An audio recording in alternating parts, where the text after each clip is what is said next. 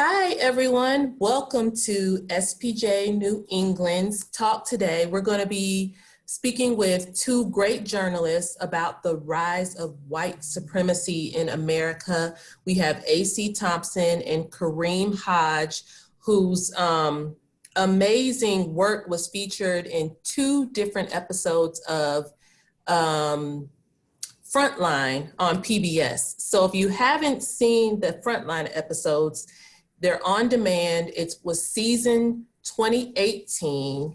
And again, those were called Documenting Hate. There was one on Charlottesville and another episode called New American Nazis. So check it out. So yes, we have A.C. Thompson, who is a staff reporter at ProPublica. And when he's not focused on white supremacy, he's often examining the criminal justice system.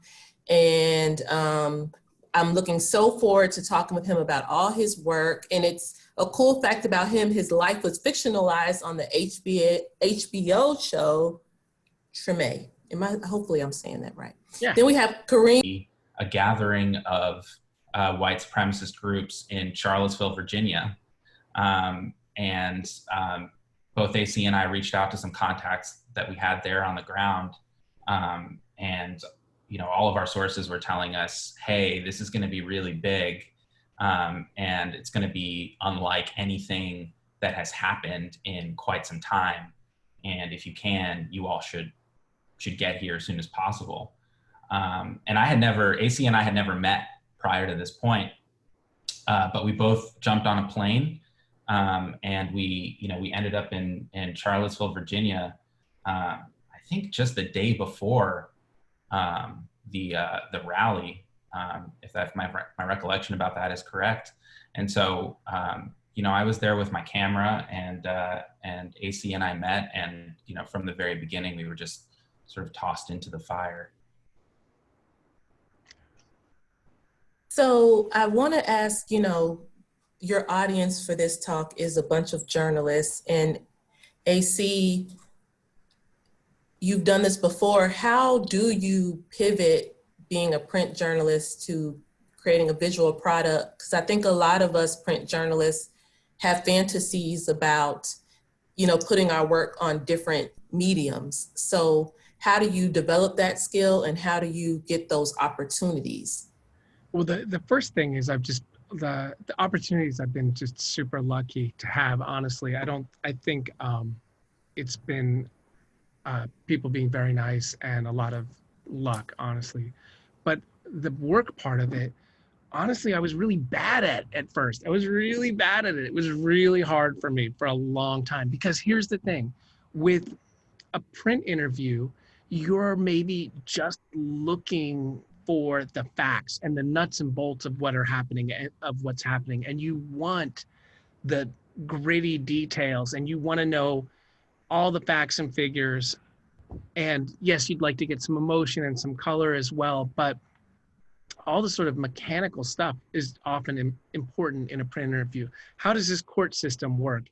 How does this engineering system work? How does this scam in business that you're running work?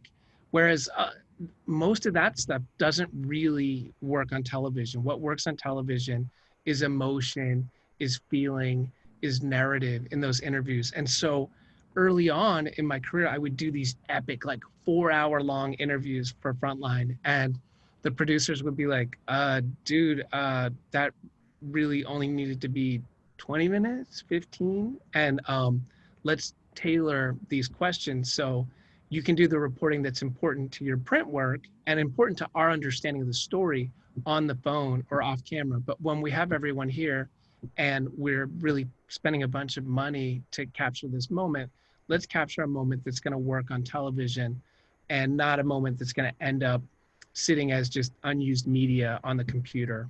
So it took me a good long time to figure that out.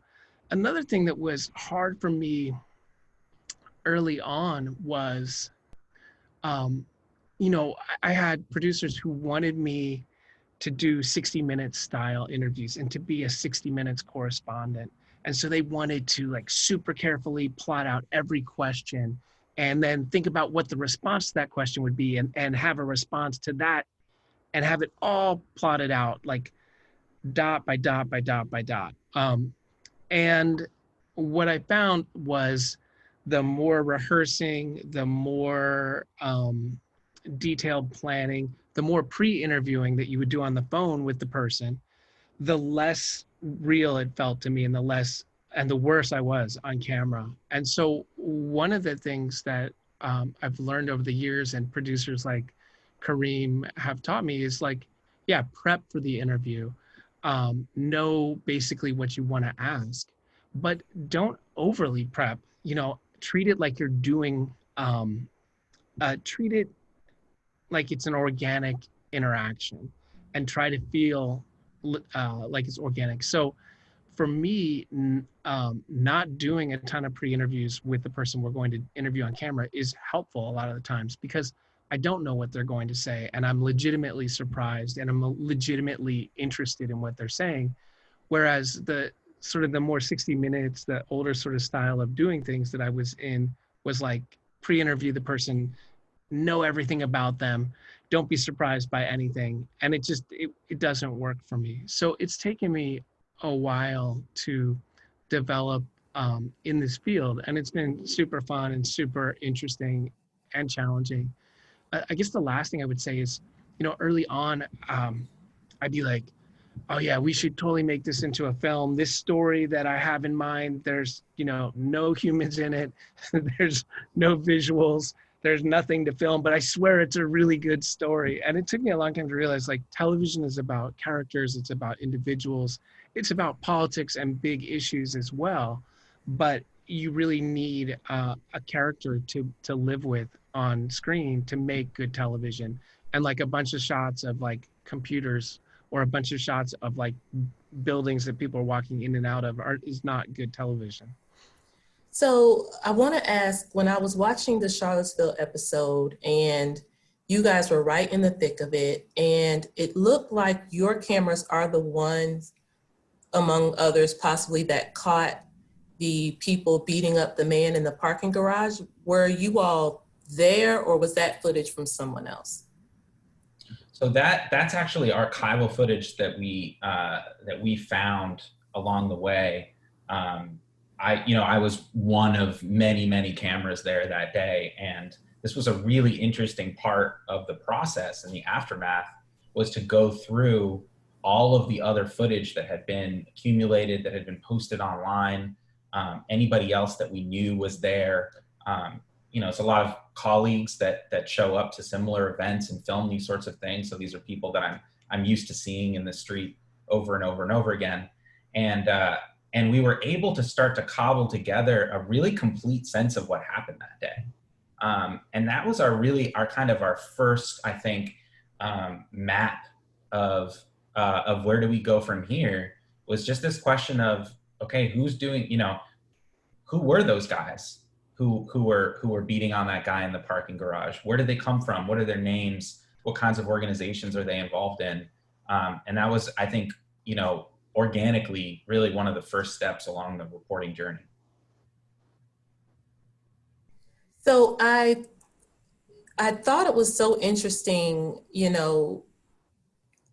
how you guys connected white supremacy to some of the bigger issues. And you mentioned that after the election of President Trump is what made you, want to look into this more, AC. And in one of the episodes, you talked about "Make America Great Again," which we know is Trump's slogan, and it's on all the hats. But then you say, really, the root of that is "Make America White Again." And I think most people of color kind of instinctively know that, even if it wasn't, I think you made it plain in the way you said it. But can you tell me about how you came to that realization, and what do you think that means for kind of race relations in modern day America?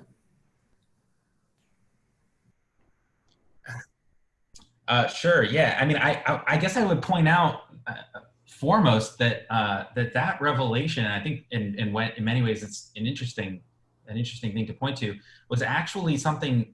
It's not something that we ever said in narration or or anything like that. It's something that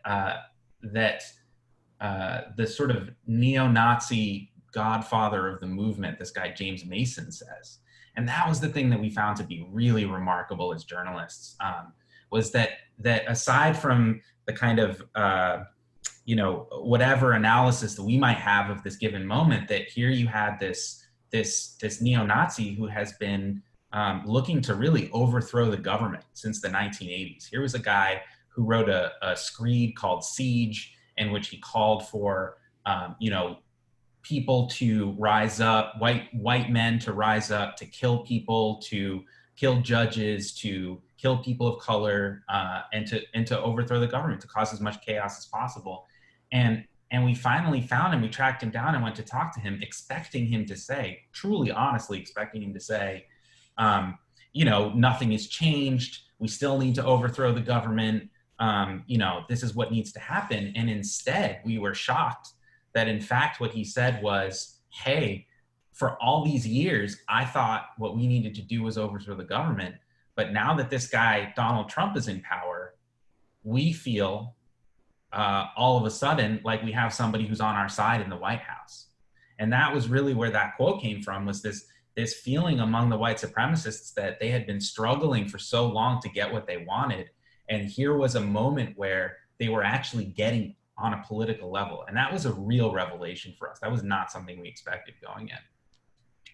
Right. I think for me, when Donald Trump came down the escalator to kick off his campaign in 2015, disparaged Mexicans as criminals and rapists, and went on shortly thereafter to say that a Mexican-American judge couldn't be a fair jurist in a case involving him, it was very clear to me that his politics were going to be about racism and demagoguery, and that my concern was, like, would people buy into those politics and absorb those politics and act on them? And I think what we have found in the 4 years since then is clearly they have.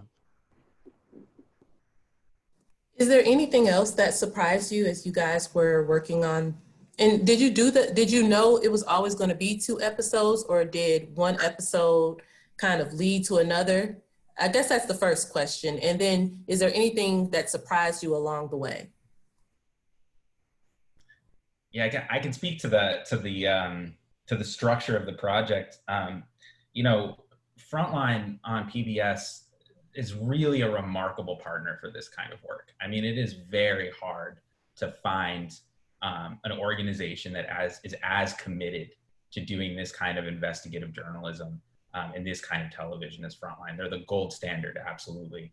And one of the amazing things about working with them is that they have the flexibility to move and adjust on the fly, and so when we were in Charlottesville and we got this amazing footage and there was this national moment that was happening, we all put our heads together and we said, hey, where do we think this thing is going to go?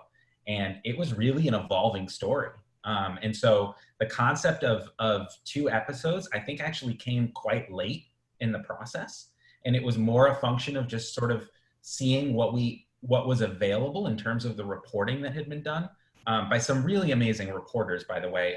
AC Thompson at ProPublica, along with several of his colleagues, Ollie Winston, and a lot of good people worked on this stuff, a lot of really talented reporters.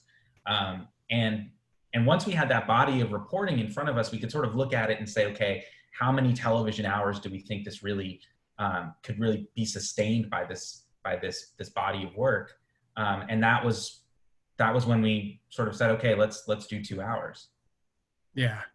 I would say there were surprises everywhere. And Karim, you should chime in here too, obviously.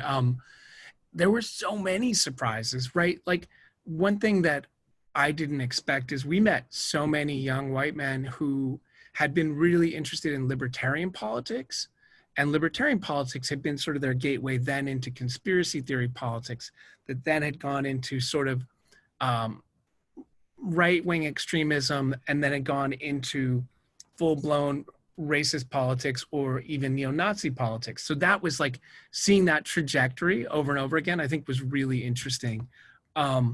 Meeting some of these people who had actually gone from being hardcore leftists to being hardcore rightists. We saw that a few times. And that was interesting as well. Not as common as the libertarian pathway, but we saw that a few times.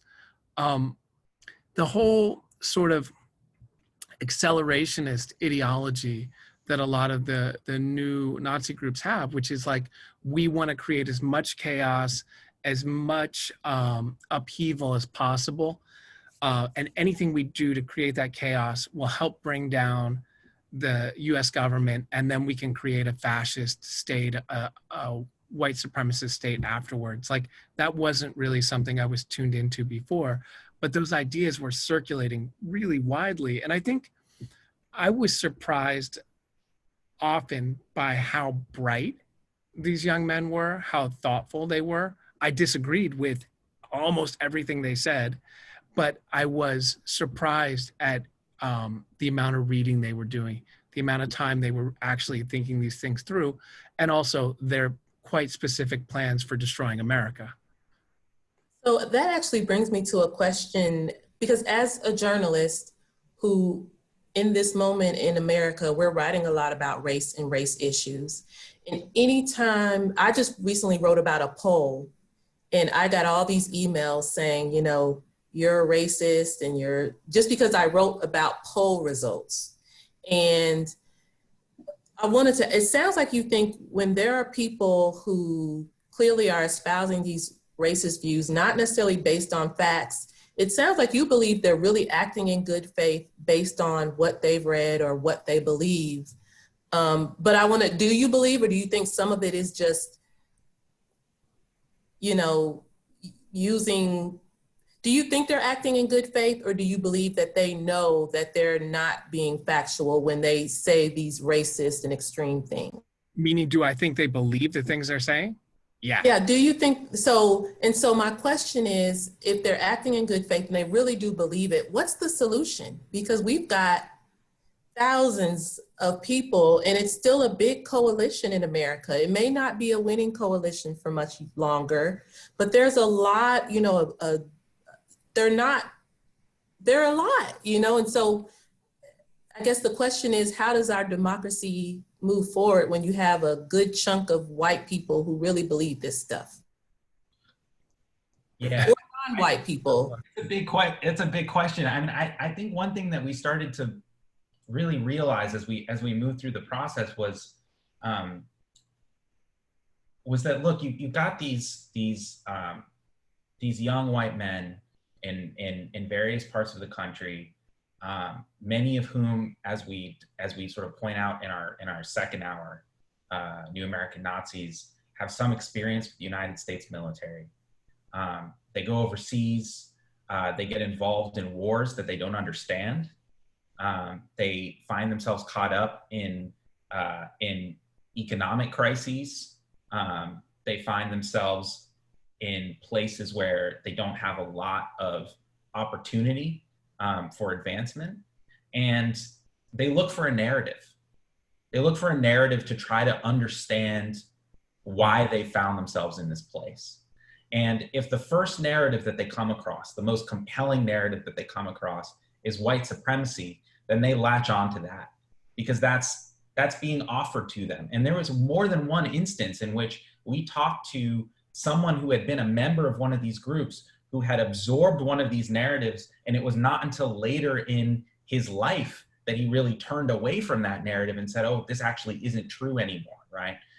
But at least initially, he really needed a way of understanding the world and understanding what was sort of happening around him, and white supremacy was there. It was available to him as a narrative. And so in terms of a solution, I mean, this is a very difficult thing, but I think we, you know, collectively as a society have to offer other narratives that are equally compelling, that say, hey, you are finding yourself in these situations because of these factors, right? Because of factors that are really grounded in truth and in reality, and not in racism and in hatred. And until we're really able to do that and to reach them, you know, before they are indoctrinated, I think we're going to have a really hard time as society. Yeah, I think that's well put. I think one thing that was heartening to us was that we met a bunch of people who went through the de-radicalization process. And so when we first encountered them, they were hardcore neo-Nazis or white supremacists. And by the end of 2 years of filmmaking and reporting, they had left those movements. And that gives me hope that there can be pathways for people to move out of those movements. And honestly, like some of the people that we met with, like Pete Simi, who's in our films, and other people kind of schooled me on that. And I would just write these people off, and I'd be like, these people are, like there's no hope for them. And Pete and other people would say, look, no, a lot of these guys have left these movements. They've turned their lives around. They have become really crucial in actually fighting against white power movements. So don't just think that they're all hopeless.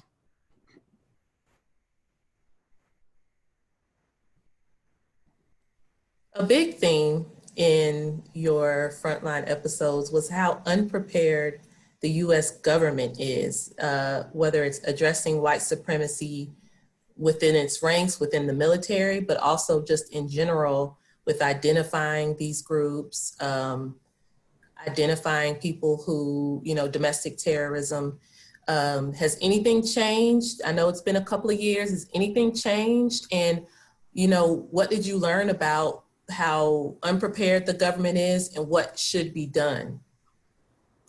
Yeah, I think a lot has changed. And I think a lot has changed, like, really because of the priorities of federal agents who actually do the work rather than people at the top of the federal law enforcement agencies. And I think early on, like what we were encountering was this sort of absence of expertise, right? Because there were all these federal agents who came up in the 80s and 90s, and they were dealing with white power groups, militia movements, and that all culminated with the Oklahoma City bombing. And so there was a great deal of concern with law enforcement during those times about white radicalism, about white extremism, about white supremacist activism, and a knowledge that, like, hey, a lot of people could get killed here.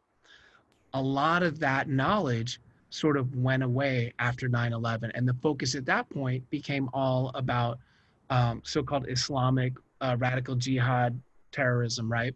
And so everything focused to that threat. But I think what we've seen since we did our work is that there is this acumen and expertise that has really developed in the federal law enforcement agencies to understand these groups, to penetrate the groups, and to take them seriously. And honestly, I think a lot of that has come from agents who are working on the cyber side of things, because these outfits are so online, their world, their habitat, their native habitat is online, that you really have to move in those sort of circles.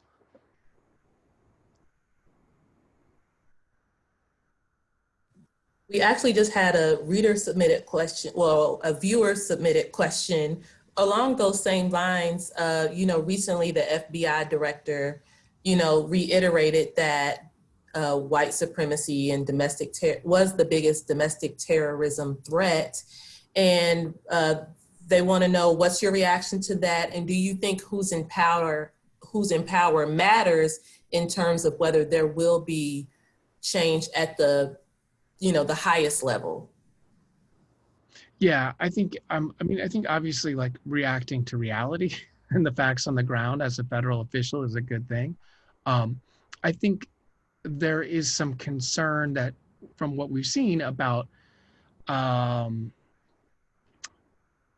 we've heard about intelligence bulletins downplaying the white supremacist and white extremist threat. We've heard from various law enforcement officials that there had not been an emphasis on it. So the fact that there has been a lot of good work done on it now is encouraging to me. But I also think it's important that resources go to this work, that resources go to civil rights work at Justice, that resources go to a lot of areas that may not be very exciting to the current regime. And another viewer is asking, what has happened to Adam Waffen since the films came out? Yeah, so they have basically been taken down by the federal government, which is part of what gives me insight into how the FBI has handled things. Um, a lot of their key members have been locked up on criminal charges. Their sort of network has been basically fractured. Their key leader, who's in our film, John Cameron Denton, who goes by the nom de guerre Rape, is in prison and is about to be sentenced in the very near future to federal prison time. So they are pretty inactive. But I think what we've seen is that energy's gone in two different directions.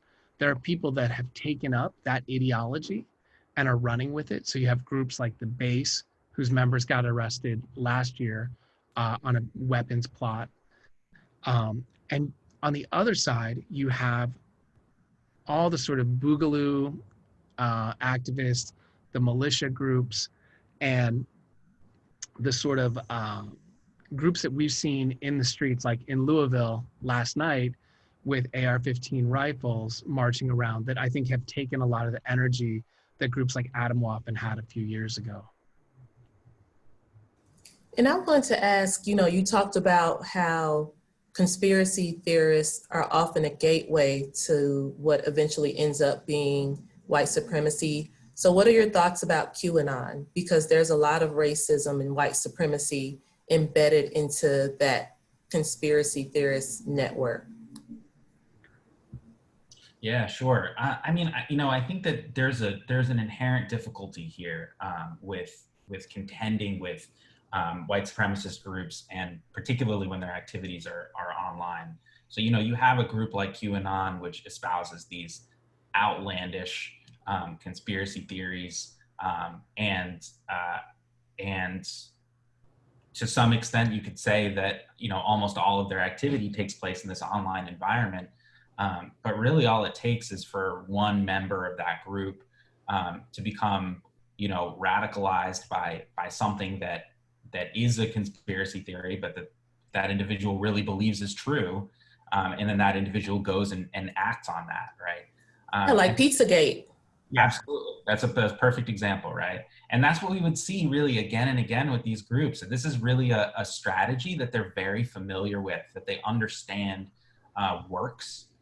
Which is to say, let's just keep repeating the same things over and over and over again. Let's keep being as incendiary as possible. Let's keep making sure our members know that that we are angry, that we continue to be angry, and eventually someone will take his AR-15 and go do something. And we're not going to have to actually tell him to do that. That's just something that's going to happen. And I think that was a really important revelation for us along the way, was that's really, these groups understand how that operates, right? They understand that if they just continue to use the tools that are at their disposal in terms of social media, in terms of YouTube, in terms of, all of these various outlets where they can get their message out, that eventually young white men will take matters into their own hands. And that's exactly what they're looking for. Yeah, I think there's kind of 2 points I want to make. Is like there's a contingent of people on the extremist scene who I would say are very smart and very well read.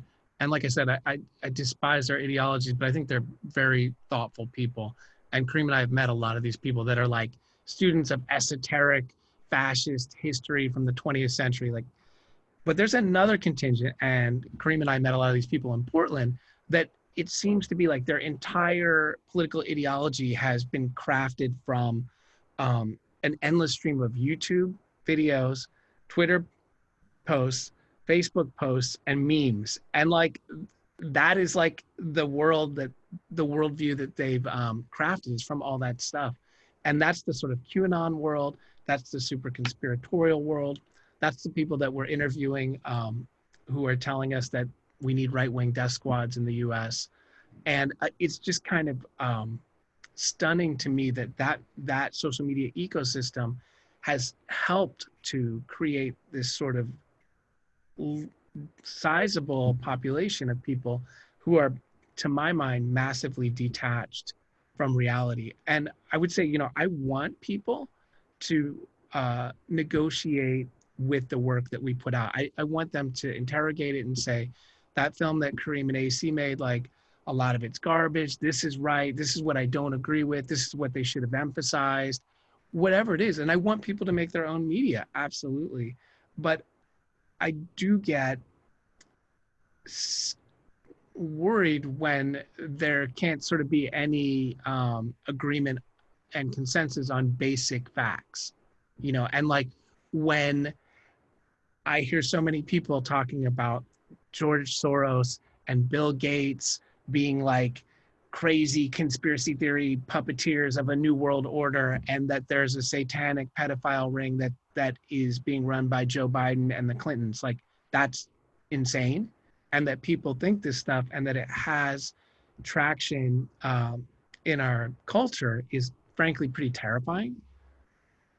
So what do you, not just with the conspiracy theories, but also with the white supremacist groups and supremacist groups, and in your Frontline episodes, you talked about the myth of the lone wolf. Well, not the myth, but how often these perceived lone wolves are really just the public facing repercussions of these underground networks.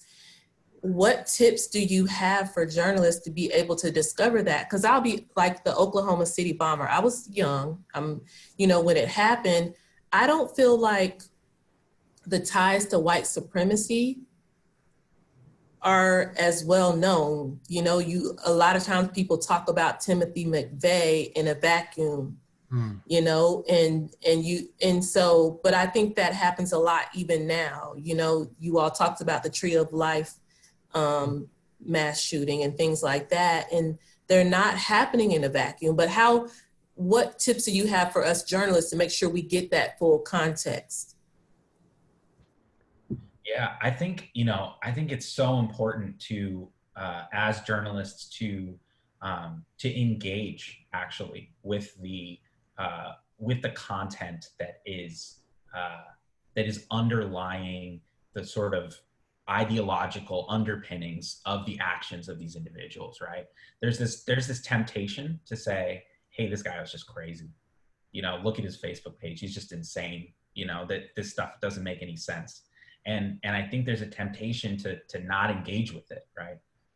As a result of that, and to say, oh, maybe he had mental health issues, or maybe he wasn't raised right, or whatever the case may be. But I think that what happens when you actually engage with the underlying subject material and learn about it and try to understand it and understand the lineage that it exists in, is that you can responsibly, and I think I put a lot of emphasis on the word responsibly there, because journalists do have a responsibility to not just sort of reprint these things without thinking, but you can responsibly place that individual in a lineage and say, hey, actually, Tim McVeigh is in the same historical lineage as the Tree of Life massacre, as the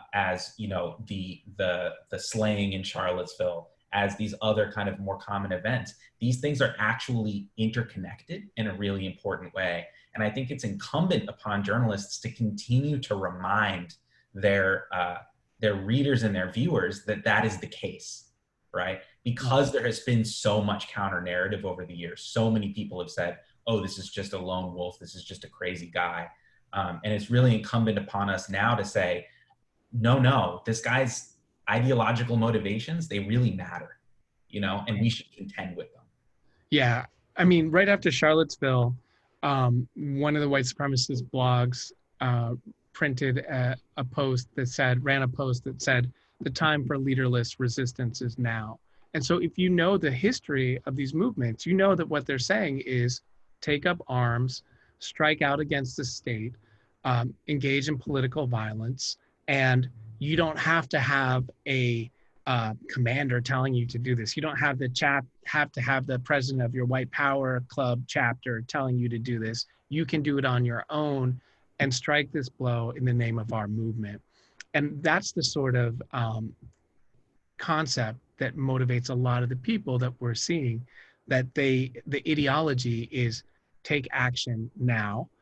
That is the belief system. They come from a community of people who are encouraging them to take action, violent action, and believe in that violent action. They are reading material and listening to material and watching material that encourages them to take violent action.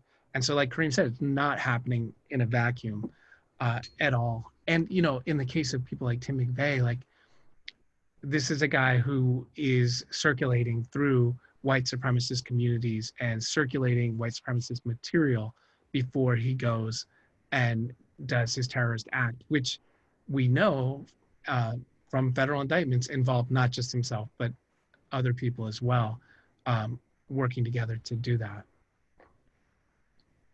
So can you guys tell me, what are you up to these days? Those Frontline episodes were a couple of years ago, and, you know, Charlottesville even seems like so long ago, you know?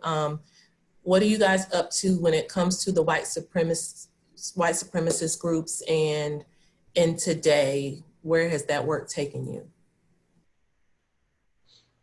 Yeah, we're keeping a close eye on things. I think that, you know, everyone is watching these elections in November, the election in November very closely, and we are too. We're tracking these groups, and we're gonna be there if something happens. At the same time, I think there are many other beats that deserve attention as well. AC has been doing some really amazing, remarkable reporting on the Border Patrol.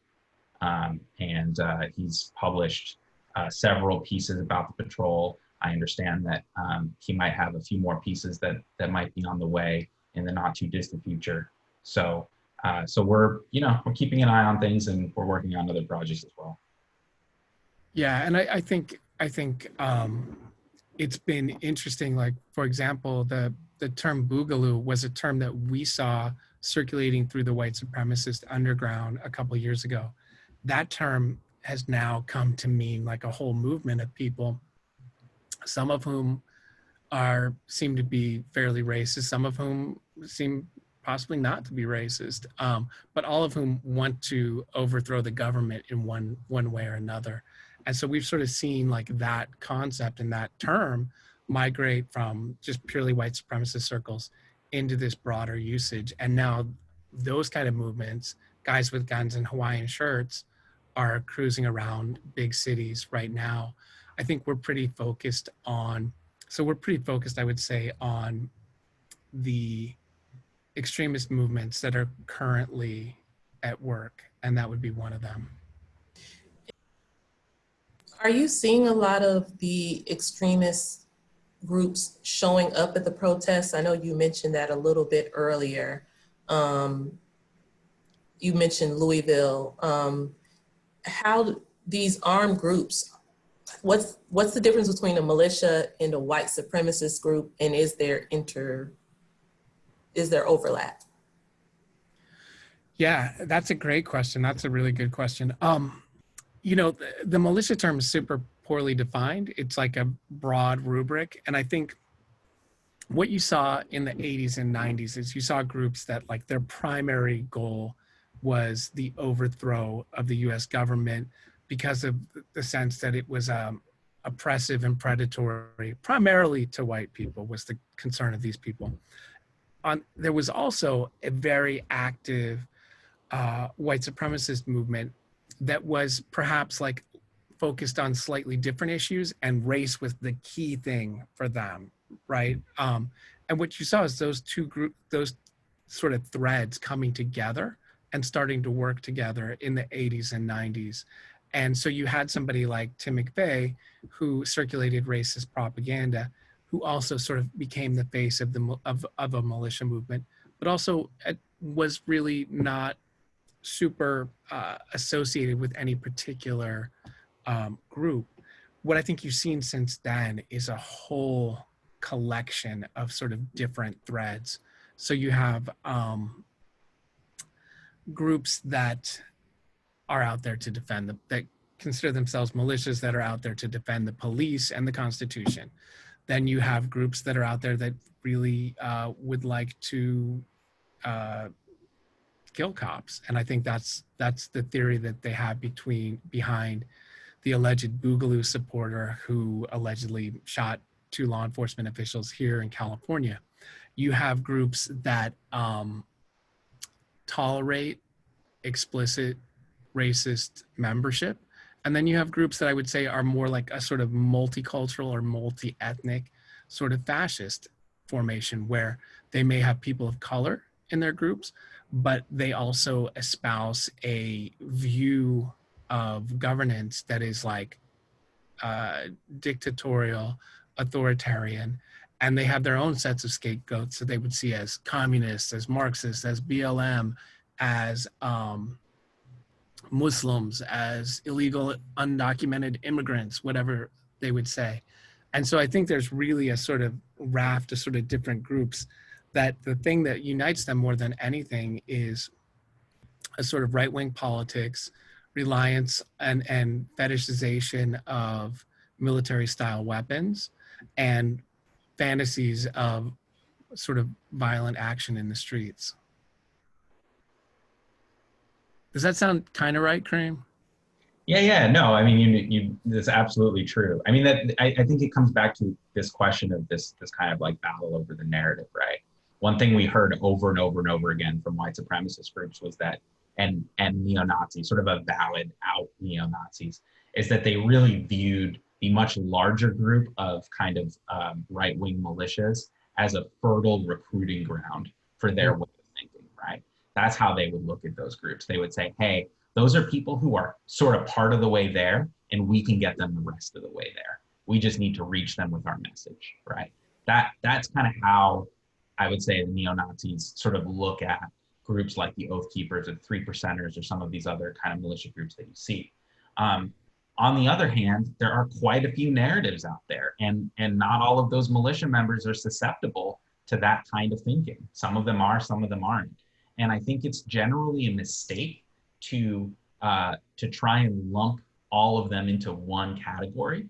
And the specific reason that's a mistake is because you might miss really an opportunity to reach some of these folks who might be disillusioned for reasons that make sense, or might be disillusioned for reasons that really have nothing to do with race or with white supremacy. And that's how you end up with these kinds of these sorts of strange formations that AC was alluding to, formations that are multi-ethnic, that include people of color. And you kind of look at that and you go, how did that come to be? And I think it's a really important question to really contend with that, and to contend with those people on a level that is rigorous, that is journalistic, and that's also, that also allows them to speak to their own experiences in some important ways, because we'll learn how they came to find themselves in these positions, and and how they might find themselves in a different position. So I want to end with some reporting questions. Tell us how the sausage was made. How did you get these white supremacists to sit down with you, especially that guy, the leader of the group, who was so had no social media presence? And then were there any, hairy moments where, the interview didn't go so well? Yeah, I mean, so a lot of people did a lot of hard work to make that happen. So Ali Winston and Jake Hanrahan really were central in lining up one of those interviews. Karim was very central in lining up another one of those interviews, and he can tell you about driving around the country by himself trying to find people. I got lucky in lining up one of those other interviews as well. I think I don't think there was hairy moments in those interviews. I think the moments that we had that were scary were we filmed a pretty violent protest in Portland. It's not in the films, that I think Karim and I were both wearing body armor. It was there was definitely some scary moments there. Charlottesville was scary. Other things were scary because there were just so many angry armed people, and you really were not sure what they were going to do.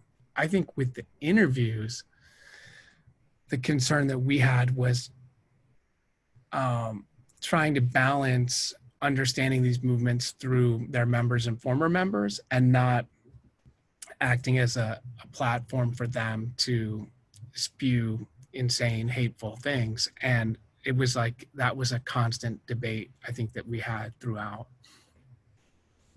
Yeah, I'll just add to that. I mean, I think there's you know, we were talking before about things that we found surprising. One of the things that I found most surprising was that when you did find these white supremacists away from their groups, you know, when they were at their places of work or, you know, just out on the street, you know, they weren't tough, they weren't violent, they were scared.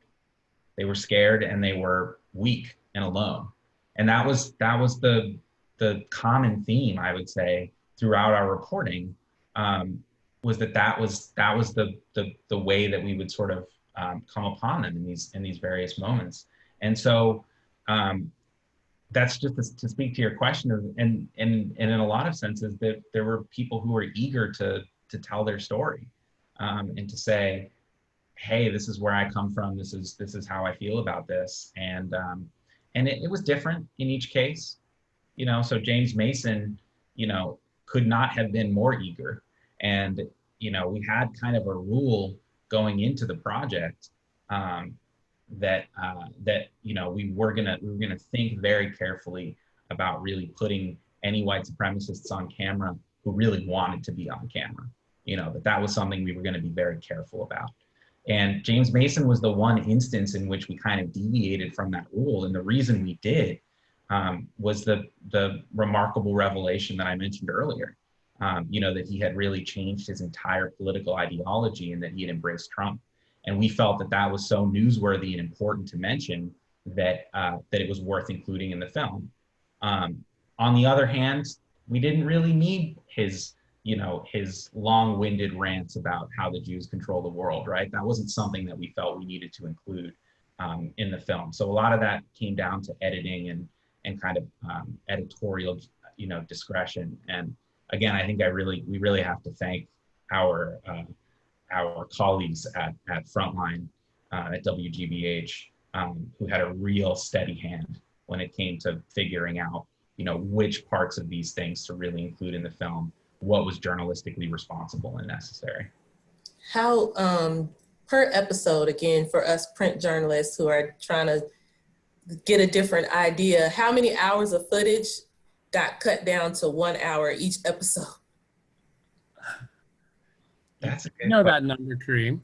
That's a good question. So these episodes were, you know, I would say that we were quite efficient in the way that we went about shooting them.